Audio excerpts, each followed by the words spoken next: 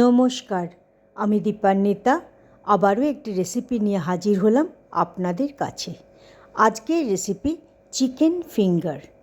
এটি বানানোর জন্য আমি বোনলেস 250 গ্রাম অর্থাৎ 250 গ্রাম চিকেন নিয়ে নিলাম। তাতে 1 table spoon ginger garlic paste অর্থাৎ আদা রসুন বাটা, 1 টিস্পুন নুন, 1 টিস্পুন কালো গোলমরিচের গুঁড়ো, 1 teaspoon chilli flakes, 1 table spoon vinegar, 1 table spoon soya sauce, 1 table spoon chilli sauce, 1 table spoon tomato sauce আর 1/4 কাপ দুধ এখানে যোগ করে দিয়ে ভালোভাবে সবকটিকে চিকেনের সঙ্গে মিশিয়ে নিলাম। এরপর একটা ঢাকা দিয়ে রেখে দিলাম 1 থেকে 2 ঘন্টার জন্য। মিনিমাম 1 থেকে 2 ঘন্টা রেস্টে নিশ্চয়ই দেবেন। এরপর একটাতে আমি একটা কাঁচা ডিম ফেটিয়ে নিলাম এবং আর একটা প্লেটের ওপর কিছুটা ব্রেড ক্রাম্ব নিয়ে নিলাম।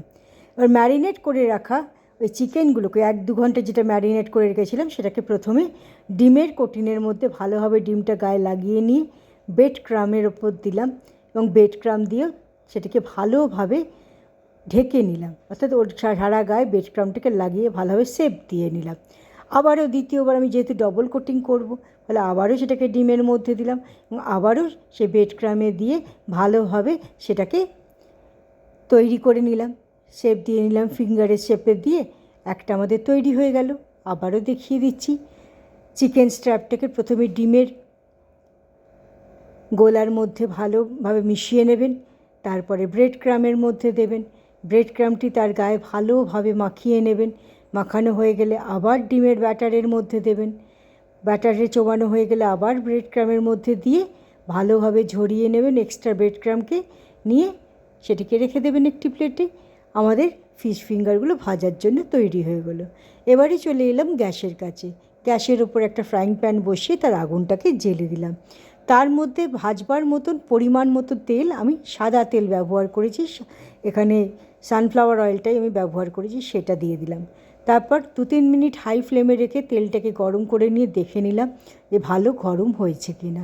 যখন দেখলাম গরম হয়ে গেছে তখন ফ্লেমটাকে একদম লোতে দিয়ে এক একটা করে যে স্ট্র্যাপ রেডি করেছিলাম চিকেন স্ট্র্যাপ সেগুলিকে দিয়ে দিলাম। এক একটা পিঠকে আমি এখানে 2-3 মিনিট লো টু মিডিয়াম ফ্লেমে আমি ভেজে নিয়েছিলাম। যতক্ষণ না সেটা গোল্ডেন ব্রাউন হচ্ছে ততক্ষণ মেয়েতে ভেজেছি। 2-3 মিনিট একটা পিঠ ভাজা হয়ে গেলে আবারও 2-3 মিনিটভাবে ভেজে নেবেন। যেই গোল্ডেন ব্রাউন কালারটা চলে আসবে তখন চিকেনগুলিকে তেল থেকে তুলে নেবেন। আবারও বলে দিচ্ছি, রেডি করে রাখা সেই চিকেন স্ট্র্যাপগুলিকে একটা একটা করে এতে তেলে যোগ করবেন, একসঙ্গে সব কটা দেবেন, অল্প অল্প করে দেবেন, ভাজবেন। দুটো পিঠকেই 2 থেকে 3 মিনিট ধরে লো টু মিডিয়াম ফ্লেমে ভেজে নেবেন।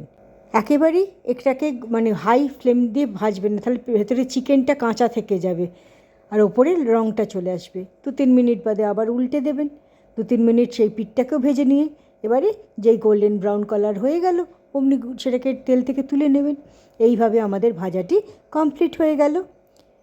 এবার সব ভাজাগুলিকে একটি প্লেটে রেখে দিয়ে তার উপরে অল্প একটু বিট নুন আমি এখানে ছড়িয়ে দিয়েছিলাম এবং তার সাথে দিলাম 1 পিঞ্চ মতন কালো গোলমরিচের গুঁড়ো।